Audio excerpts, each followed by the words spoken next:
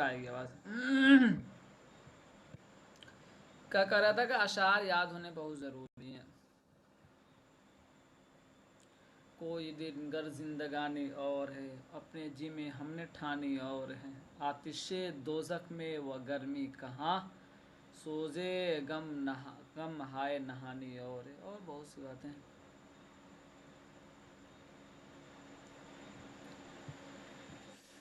آئیے. سر اشعار یاد نہیں کر پاتے کیا کریں. پڑھیے، بار بار پڑھیں گے نا تو یاد ہو جائے گا.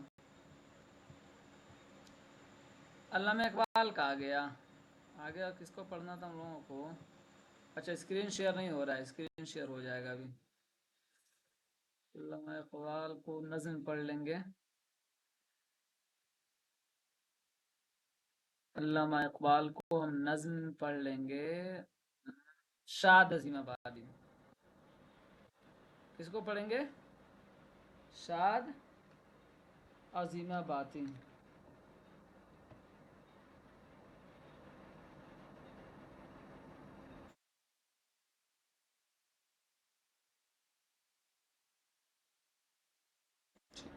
یہ شاد عظیم آبادی کے بارے میں کچھ بتائیے. چلیے.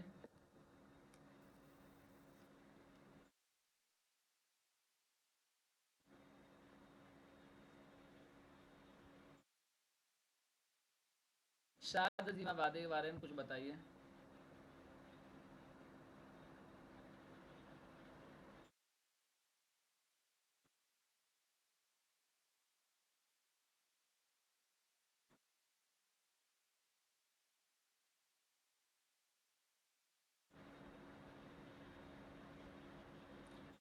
پیدائش وفات. پیدائش 1846، وفات 1927.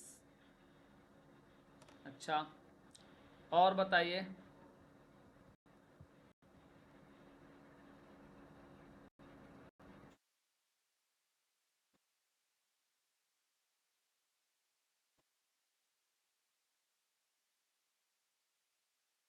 چلیے تو آپ پڑھتے ہیں شاد عظیم آبادی کو. سلسلہ حیات پر آتے ہیں.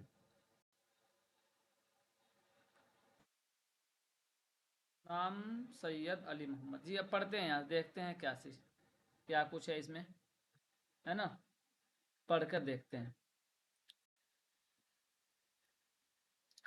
کریں شاد عظیم آبادی کی پیدائش 7 جنوری 1846 کو ان کی نانیہال میں ہوئی. ٹھیک ہے. 5 سال کی عمر تک شاد اپنی نانیہال میں رہے. آپ میں سے کتنے لوگ ہیں جن کی پیدائش نانیہال میں ہوئی ہے؟ میں ہوں سر، اور اپنے نانی گھر ہی رہتی ہوں. اچھا، تو ہمارے بھی نانیہال میں ہوا ہے میری بہنوں کے ساتھ. اور بتائیے کسی کی پیدائش نانیہال میں ہوئی ہے؟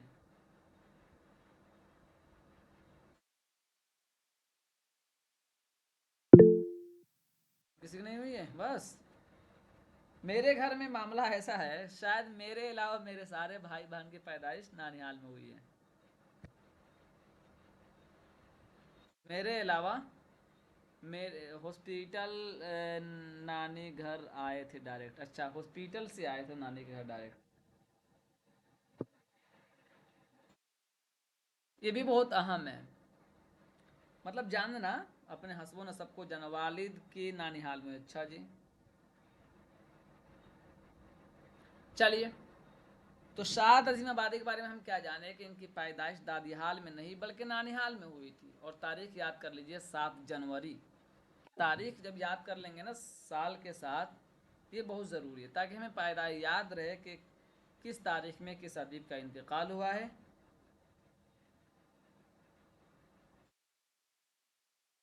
نا. اور اس کے بعد جو ہے کہ کب کس کی پیدائش ہو رہی ہے. چلیے آگے دیکھتے ہیں. شاد کی بقیہ عمر یہیں اپنی کیا لکھا ہے، دادی حال ہونا چاہیے، دادی حال محلہ حاجی گنج میں بسر ہوئی. شاد حسب و نسب کے اعتبار سے اشرافیہ طبقے سے تعلق رکھتے تھے. شاد کی دادی صاحب بیگم کا تعلق سادات بارہا سے تھا. دادا سید تفضل حسین عرف میرن صاحب بھی حضرت حسین علیہ الصلوۃ والسلام کی اولادوں میں سے تھے، ٹھیک ہے، اور اس واسطے سے ان کا بھی شجرہ نسب حضرت علی سے جا ملتا ہے۔ اب یہ سوال آ جائے کہ شاد عظیم آبادی جو ہیں ان کا شجرہ نسب کہاں تک ملتا ہے؟ کہاں سے ملتا ہے؟ حضرت علی تک۔ کہاں تک ملتا ہے؟ حضرت علی تک۔ شاد کے نانا نواب مہدی علی خان حضرت ابو ایوب انصاری رضی اللہ عنہ کی اولاد میں تھے۔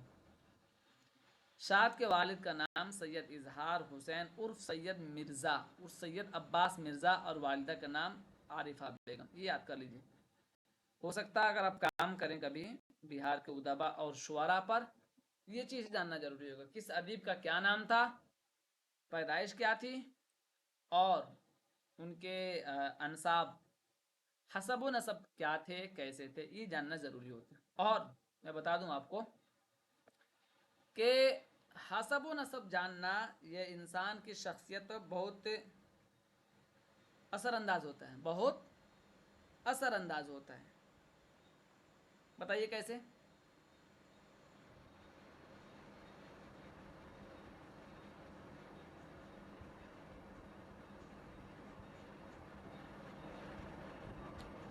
بتائیے، ایک آدمی ہے یا کہ طالب علم ہے یا ایک شخصیت ہے جس کا حسب و نسب آپ کے بارے میں آپ کو معلوم نہیں ہے، اور ایک ہے جو کہہ رہا ہے کہ غالب میرے دادا تھے،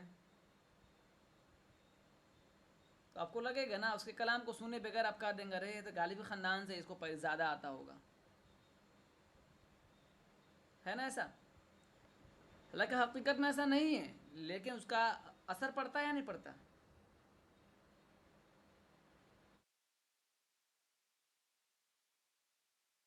اثر پڑتا ہے یا نہیں پڑتا؟ بتائیے، نہیں بول رہے ہیں آپ لوگ، بولیے، چلیے، پڑتا ہے۔ شاد کا خاندان ماں اور باپ دونوں کی طرف سے نہ صرف علم و فضل بلکہ منصب و عمارت میں بھی خاصا ممتاز تھا۔ ان کے خاندان میں جہاں بڑے اہم اور کیا لکھا ہے بتائیے نا، دماغ کہاں گھوم رہا ہے یار، بڑے اہم عہدے سے فیض یافتہ لوگ نظر آتے ہیں، وہیں علمی، ادبی اور مذہبی اعتبار سے فضل والے لوگ بھی نظر آتے ہیں۔ خاندان کا یہ ماحول اور پس منظر شاد کی علمی اور ذہنی تربیت پر اثر انداز ہوا، اور اس کا انعکاس شاد کی حیات اور شخصیت میں پنہاں ہے یا ملتا ہے۔ ٹھیک ہے، آئیے تھوڑا سا اور دیکھتے ہیں۔ شاد میں ابتدائی تعلیم رواج زمانہ مطلب اس زمانے میں جیسے عام بچوں کے یا ان کے ہم عصر کی تعلیم ہوتی تھی، اس کو کہتے ہیں رواج زمانہ۔ رواج زمانہ کیا سمجھے؟ جس زمانے میں ہمارے زمانے میں کیا ہوتا ہے کہ پیدائش ہوئی، والدین میں سے خاص طور سے اب خاص طور سے جو ہے کہ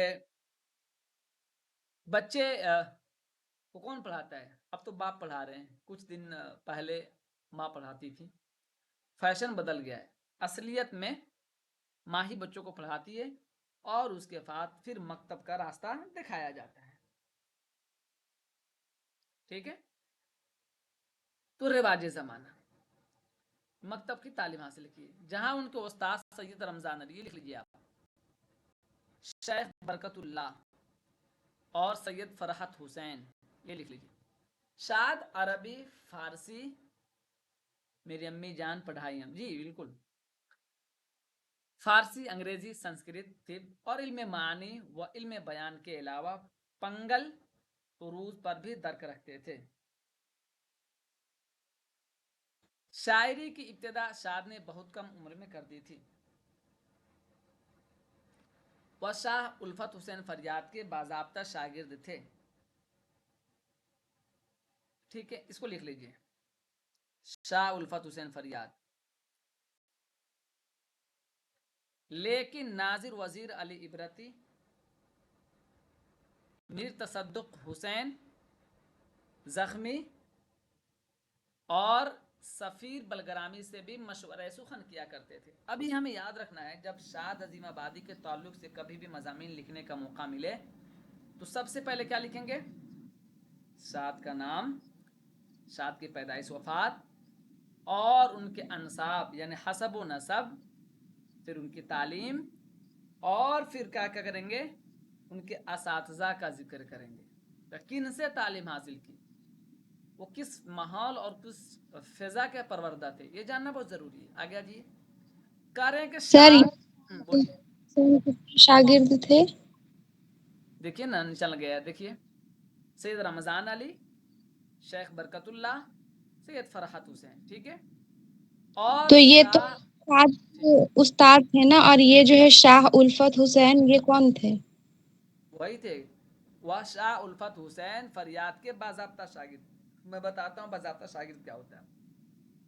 بچپن سے اب تک آپ پڑھتے آئے ہوں گے، بہت سے مولوی، بہت سے ماسٹر لوگ پڑھائے ہوں گے، لیکن آپ کو ابھی تک کسی کا نام یاد نہیں ہوگا.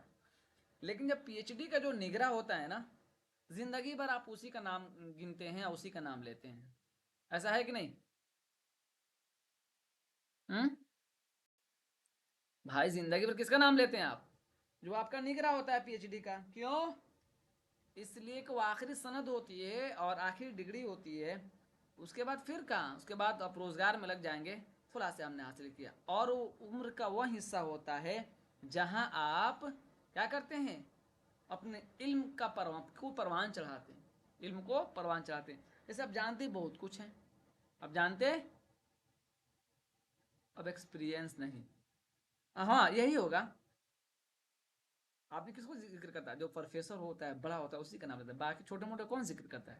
تو شاہ الفت حسین فریاد جو تھے، ان کے باضابطہ استاد تھے، لیکن ناظر وزیر علی عبرتی، میر تصدق حسین زخمی اور سفیر بلگرامی سے بھی مشورہ سخن کیا کرتے تھے. مطلب کیا ہے؟ دیکھیے بتاتا ہوں. اب جیسے باضابطہ میرا کوئی ایک پروفیسر ہوگا اور میرے ساتھ ان کے ساتھ دو اور سپروائزر ہوتے ہیں، جو تین ہوتے ہیں.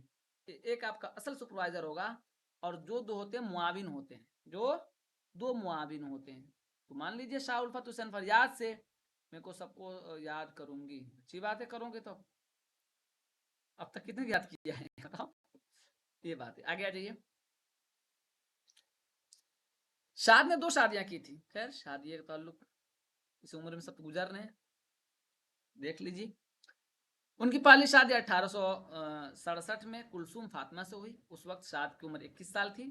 کلثوم فاطمہ کے والد آغا میر عرف سنگی جان خاندانی اعتبار سے ثروت مند اور ذی حیثیت آدمی تھے. کلثوم فاطمہ سے شاد کو 8 اولادیں ہوئیں، جن میں 7 بچے کم سنی میں ہی انتقال کر گئے. کلثوم فاطمہ سے آخری اور اکلوتے بیٹے نواب سید حسین خان ہی باقی بچے. شاد نے دوسری شادی ہمشیرہ احمد میر نواب سے کی. ہمشیرہ کس کو کہتے ہیں؟ بہن کو. گڈ. ان سے اللہ نے شاد کو ایک بیٹی عطا کی. ٹھیک ہے، یہ شاد کی. اچھا کچھ اور مضامین دیکھ لیجیے کیسے لکھتے تھے. چلیے آپ میں سے کوئی پڑھیے تو بلند آواز میں. آپ میں سے کوئی بھی بلند آواز میں پڑھیے تھوڑا. چلیے ہے نا تبسم پڑھیے آپ ہی. شاد کے عہد کا عظیم آباد ہندوستان کی مشترکہ تہذیب کا گہوارہ تھا. یہاں کے امرا اور رؤسا نے جنگ آزادی میں اہم کردار امرا و رؤسا نے جنگ آزادی میں اہم کردار ادا کی. سن لیجیے، عمرہ نہیں، امارا. ٹھیک. امرا و رؤسا نے جنگ آزادی میں اہم کردار ادا کیا. مشترکہ تہذیب کے فروغ اور امن اور بھائی چارہ کی تشکیل میں اردو زبان اور اس کے مشاعروں کا کردار ناقابل فراموش. عظیم آباد کی معاشرتی اور تہذیبی و تمدنی زندگی میں معاشروں کی بڑی اہمیت تھی. شاد بھی ان مشاعروں کا حصہ تھے. عظیم آباد کی مجالس اعضا بھی ہندوستان میں اپنا نام رکھتی تھی. ان مجالس اعضاء میں مرزا دبیر و میر انیس بھی تشریف لایا کرتے تھے. شاد کو ان دونوں سے صحبت بھی رہی. شاد کے زمان میں استادی اور شاگردی کے ادارے کی چمک مانند نہیں پڑی تھی. شاد اپنے عہد کے مسلم الثبوت استاد شورا میں سے ایک تھے. مسلم نہیں، یہی وجہ مسلم الثبوت، مسلم الثبوت. مسلم الثبوت استاد شورا میں سے ایک تھے. یہی وجہ تھی کہ اس زمانے میں مبتدی شورا کی ایک بڑی جماعت شاد سے شرف تلمند کی خواہاں تھی.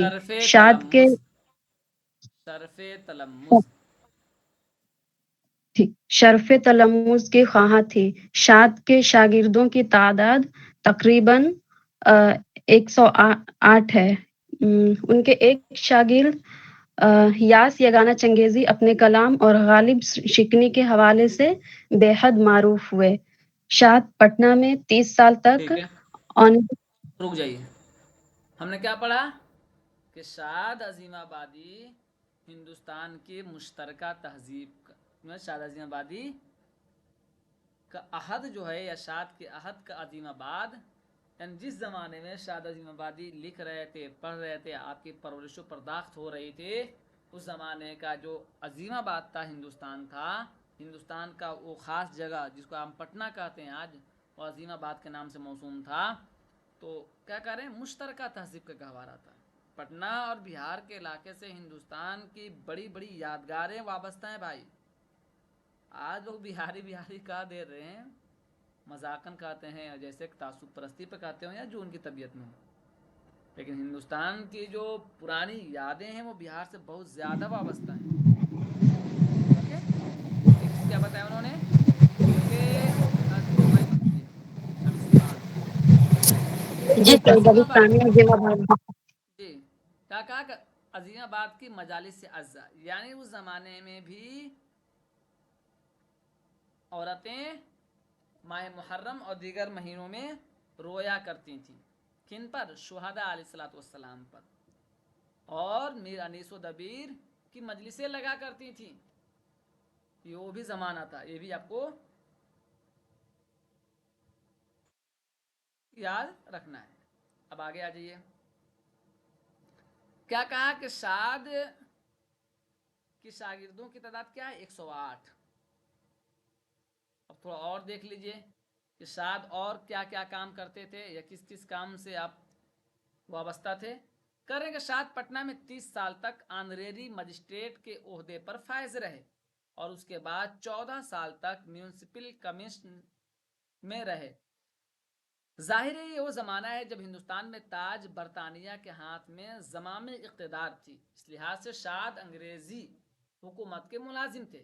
اس کے باوجود شاد نے قومی و ملی فلاحی کاموں میں بڑھ چڑھ کر حصہ لیا.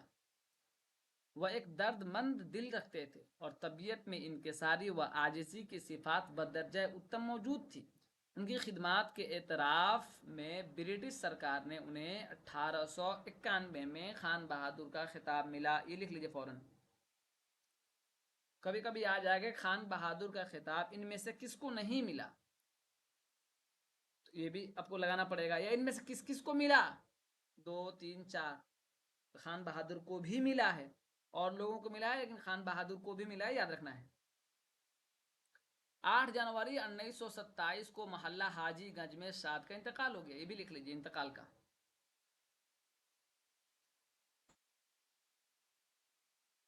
وہیں ان کے آبائی مکان شاد منزل کے احاطے میں تدفین ہوئی. شاد کی مقبولیت کا اندازہ اس بات سے بھی ہوتا ہے کہ ان کی نماز جنازہ 2 بار ہوئی.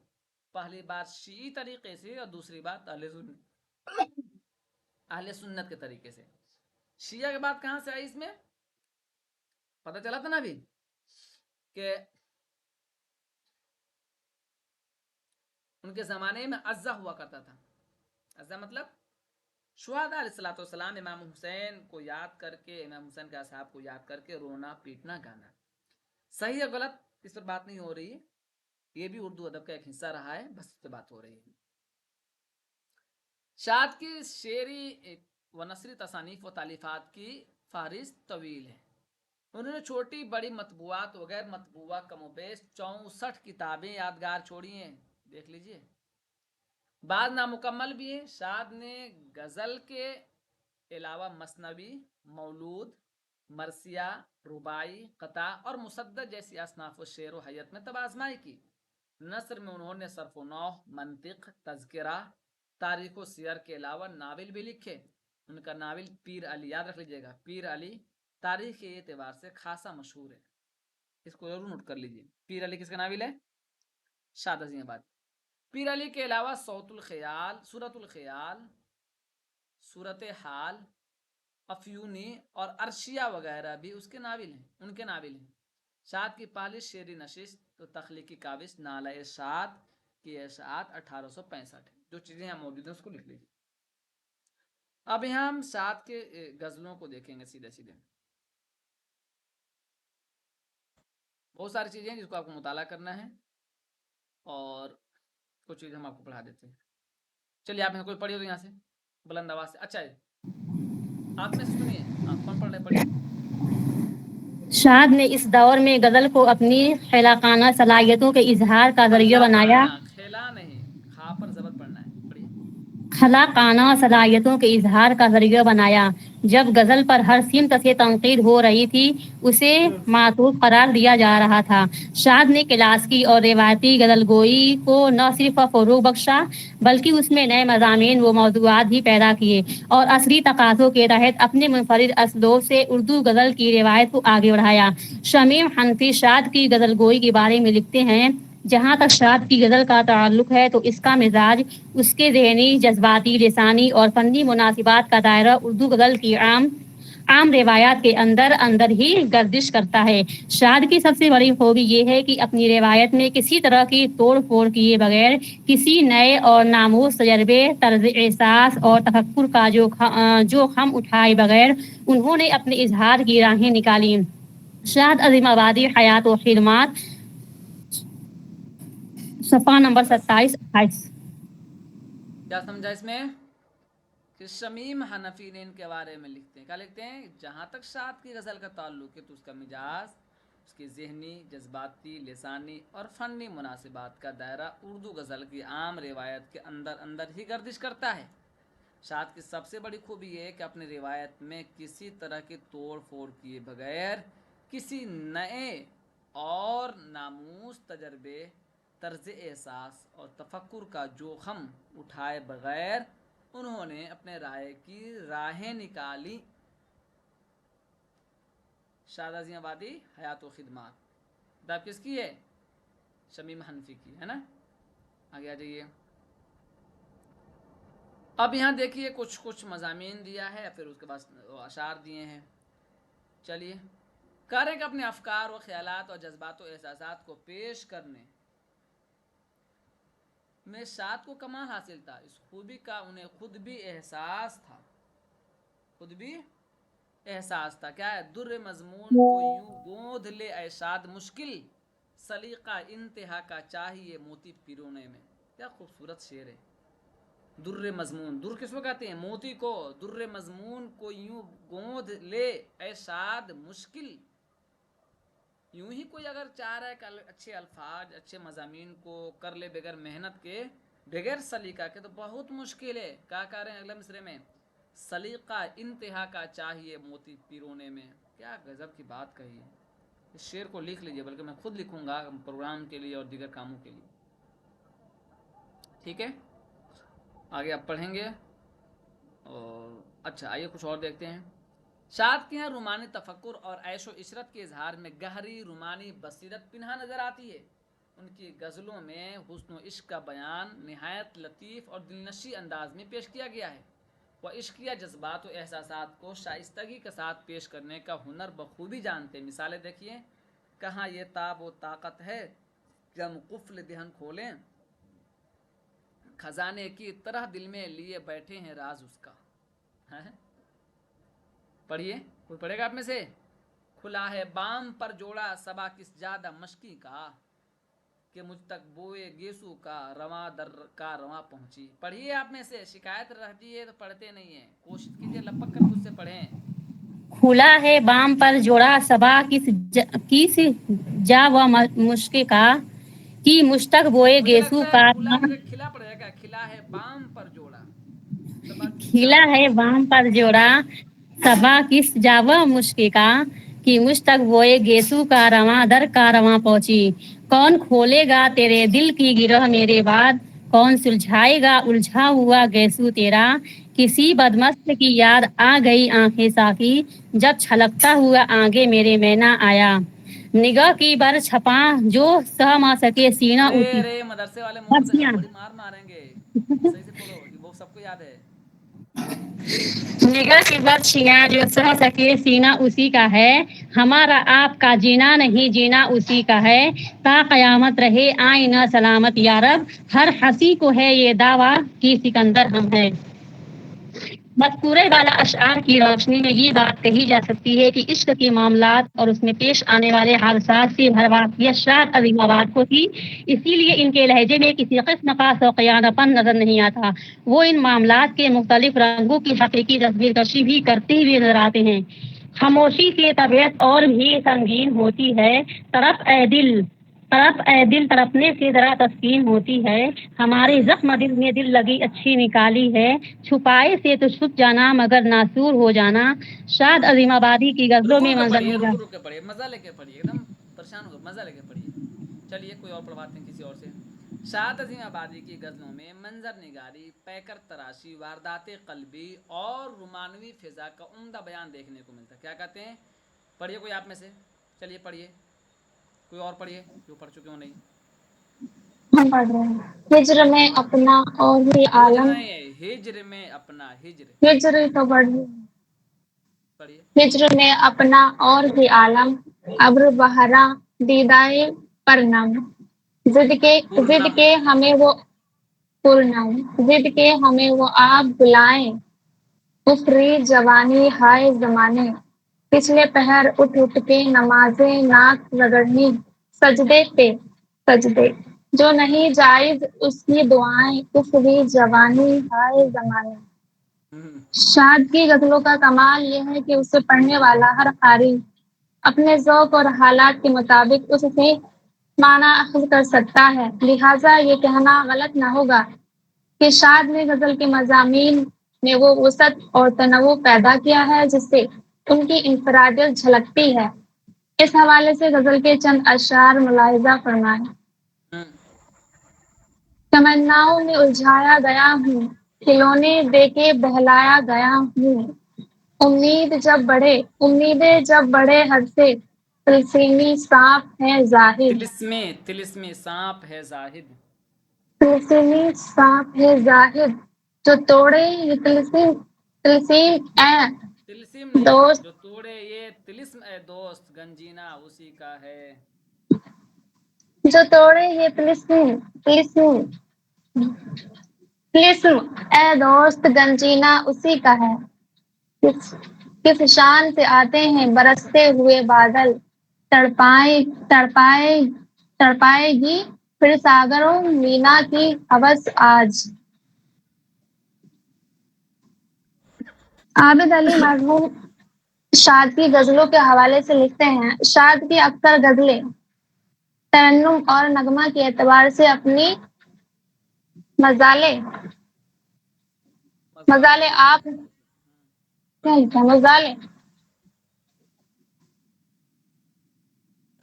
مزالے آپ ہیں.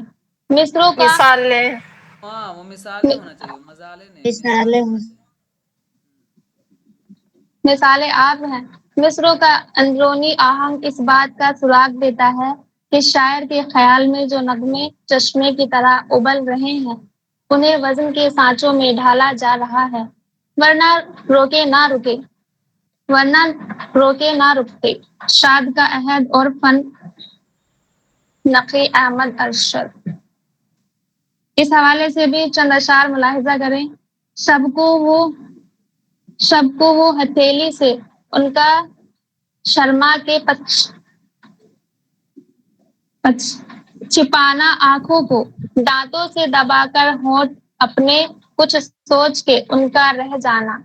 शाद की शायरी में मजमून, आफरीनी और तफक्कुर का अमल हर जगह दिखाई देता है। फर्क सिर्फ ये है कि वो लफ्जों के तमतराक के जोर पर फिक्र की तश्कील नहीं करते। शाद का अपना एक ज़ख़ीरा अल्फाज है, वो इसी में मजमून आफरीनी भी करते हैं। तसव्वुफ सादगी, फसाहत और ज़बान के जौहर दिखाते हैं। यहाँ पर चंद मिसालों के ज़रिए इनके यहाँ मजमून और फ़िक्र की गहराई का मुताला कीजिए। गुंचों के मुस्कुराने पे कहते हैं हंस के फूल, इतना अपना करो ख्याल हमारी तो कट गई। चार दीवान अनासिर को गिराया भी तो क्या, वही धोखा है वही है अभी पर्दा बाकी। सादगी में माना की गहराई और फलसफा जिंदगी के निकात को उस शगुफ्तगी से पेश कर देना शाद का खासा है। यही नहीं, तसव्वुफ के नाजुक निकात को भी वो इसी सादगी से नज्म कर देते हैं। उनका एक शेर देखे, तमाशा है कि देख देने का भी इल्जाम एक है लिखा तुझ है, पर, देख के पढ़िए। तमाशा है कि दुख देने का भी इल्जाम है तुझ पर, मजा ये है कि हर दुख में तुझी को याद करते हैं। बस किताब 7 के बारे में है, कुछ कुछ पढ़ लेंगे आप। और यहाँ जो है ऊपर आपने पढ़ा था, चलिए 2 गज़ल और पढ़ा देते हैं यहाँ से, ताकि आशा कोई और पढ़िए जो नहीं पढ़ा है। चलिए गज़ल की रीडिंग कीजिए, कोई पढ़िए, जितना पढ़ेंगे आपका ही। हाँ पढ़िए। तमन्नाओं में उलझाया गया हूँ, खिलौने देकर बहलाया गया हूँ देकर नहीं इस लिखा, यही हमको सही करना है। क्या लिखा है? देकर नहीं, हमारे जुबान पे चढ़ा हुआ है दे, देकर, दे के। जी सर, खिलौने दे के बहलाया गया हूँ इस कोचे के हर जर्रा से आगाह आगाह, उधर से मुद्दतों आया गया हूँ। दिल दिल दिले मुझते मुज्तर से पूछ ए रौनक बज़्म, मैं खुद आया नहीं लाया गया हूँ। जी सर, पढ़िए बच्चा, अच्छा इतना अच्छा शेर है फिर भी नहीं पढ़ रही हैं, पढ़िए। दिले मुझसे से पूछ ए रौनक बज़्म, मैं खुद आया नहीं हाँ ठीक है, पढ़िए पढ़िए। मैं खुद आया नहीं लाया गया हूँ।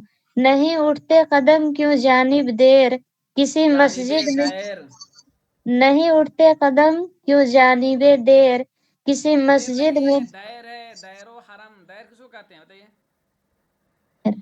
मंदिर को। मंदिर को। नहीं उठते कदम क्यों जानिबे दैर, किसी मस्जिद में बहकाया गया हूँ। न था मैं मुअतक़िद एजाज मैं का, बड़ी मुश्किल से मनवाया गया हूँ। कुजा मैं और कुजा एशाद, दुनिया कहाँ से किस जगह लाया गया हूँ। देखिए पूरी तशरीह दिया है, क्या है आगे आ जाइए। ये सब शेर याद, अच्छा बड़े अच्छे अच्छे मुंतखब अशार हैं, याद कर लीजिए। कि क्या कर रहे हैं कि नहीं उठते कदम क्यों जानिबे दैर। उर्दू शायरी के रिवायत में इब्तिदा से ही वाइस और जाहिद को तंज़ो मिज़ाह का निशाना बनाया गया। मज़कूरा शेर में भी शायद इसी कदीम रिवायत की पैरवी करते हुए कहता है कि अगर मुझे जानिबे दैर जाने में हिचकिचाहट महसूस हो रही है तो उसकी वजह शायद ये कि मुझे मस्जिद में किसी वाइज या जाहिद ने बहकाया है। चलिए कोई और पढ़िए इस गज़ल को, इस गज़ल को कोई और पढ़िए जल्दी से। ढूंढोगे अगर मुल्क मिलने को नहीं नायाब है हम, ताबीर है जिसकी हसरत व गम ए नफ्सो व ख्वाब है हम। ए शौक भला कुछ तो तू ही बता, अब तक ये करिश्मा कुछ न खुला, हम में है दिले बेताब नेहा या आप दिले बेताब है हम। मैं हैरत व हसरत का मारा खामोश खड़ा हूँ साहिल पर, दरियाए मोहब्बत कहता है आ कुछ भी नहीं पायाब है हम। हो जाए बिखेरा पाक कहीं पाक पास अपने बुला ले बेहतर है, अब दर्द अब जुदाई दर्द से जुदाई से उनकी ए आह बहुत बेताब हैं हम। अब दर्द जुदाई से उनकी ए आह बहुत बेताब है हम। लाख लाखों ही मुसाफिर चलते हैं मंजिल पे पहुंचते हैं दो एक। ए अहले जमाना कद्र करो नायाब न हो कमयाब है हम। मुर्गाने कफ्स को फूलों ने मुर्गान ऐशाद कफस को फूलों ने ऐशाद, ये कहला भेजा है। फिर से पढ़िए, मुर्गान मुर्गाने कफस को कफस को फूलों ने फूलों ने ऐशाद ये ऐशाद ये कहला भेजा कहला। है। आ जाओ जो तुमको आना हो, ऐसे में अभी शादाब हैं हम। ठीक है, ये गज़ल हो गई। चलिए 2 गज़ल काफ़ी है, 1-2 गज़ल और पढ़ लीजिएगा तो काम चल जाएगा। थोड़ा मेहनत कीजिए, पढ़ कर आइए। और आधे से ज़्यादा लोग गायब होते हैं, ये मैं बता